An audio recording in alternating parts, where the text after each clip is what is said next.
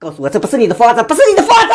铁打雷劈的东西，你还没说话了啊？还是带泪啼啼的？咋了嘛？给我找个嫂子，我要吊死在你屋里！你羡慕了？那是嫉妒！你没法比律师我都难受。不是说好同甘共苦的吗？都穷得好好的，你买什么房子？是二手的吧？我看看是不是二手的，可能是二手的，要不就是放弃。好小子，你都敢放弃了是吧？放弃的压力有多大？你想清楚了你就买啊！那就是个无底洞，你马上就会变成咱们所说的房奴、穷狗，这辈子你的腰杆就直不起来了，我的二哥，你可想过？缺款的啊？缺款？水彩让你看见了吗？啊，造孽呀，造孽呀！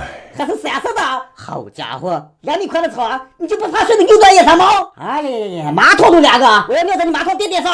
我好气，你咋这么自私呢？你买房咱俩以后这么处，你考虑过我的感受吗？我愿意成一家事。二哥，你把房退了好不好？你朗将，这50万多少钱？为什么锁着？帮忙打开，帮忙打开，我要进去看看。那是你嫂子在洗澡啊！